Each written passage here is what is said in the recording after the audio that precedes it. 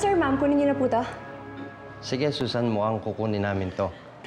Tawagan ka na lang namin, ha? Ako, sir, maraming salamat po. Madam, sige po, very soon, ha? Salamat. Sige po, Alis serve ko na na po kami. to sa inyo.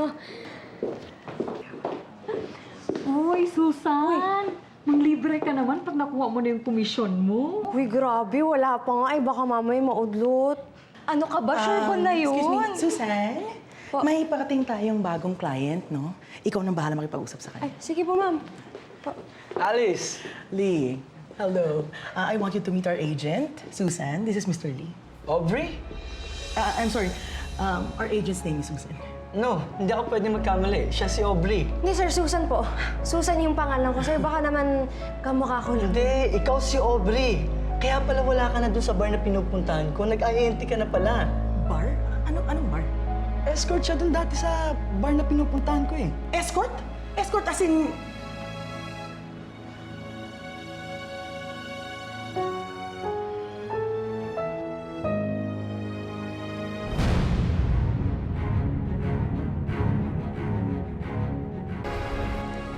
Iba nga, oh.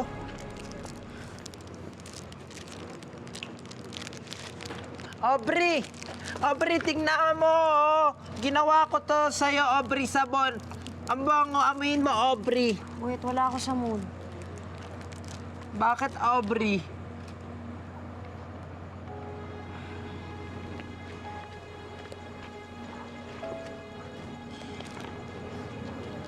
Nalaman ng mga katrabaho ko na dati akong pukpuk eh.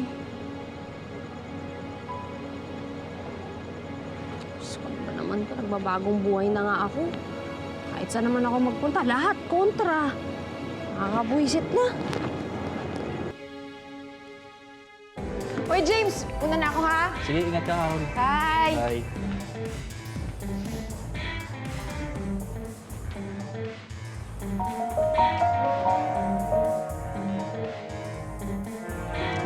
Aubrey! Aubrey, huwag ka na malungkot, ah. Natanggal ka ba sa trabaho, Aubrey? Hindi. Eh, syempre, iba na yung tingin nila sa akin.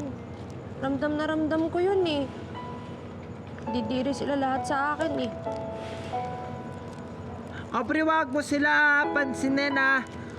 Importante, Aubrey, pagbubutihan mo sa trabaho mo, ah. Hindi naman ganun kadali yun. Aubrey, huwag ka mag-alala, Aubrey, matapang ka eh. Tsaka makapal ang mukha mo. Sabi mo? Makapal ang mukha mo, Aubrey. Ano? Sabi sa akin ni Nanay Mirna, yung mga tao na hindi naiiya, makapal ang mukha. Di ba, Aubrey, hindi ka naman dapat na maiiya kasi magaling ka, Aubrey, at saka maganda ka eh. Dapat hindi ka maiiya, Aubrey.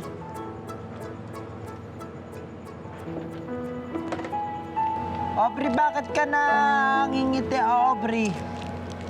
Boyet, alam mo ba ang dami na nagsabi sa akin na makapal yung mukha ko? Pero ikaw lang. Ikaw lang katangi-tangi nagsabi na ang sarap pakinggan sa tenga. Ikaw talaga. Ano mo, minsan ako kit-kit ng katangatangan mo. Titipla pa tayo ng gatas. Bibi ang kilo. Amoy.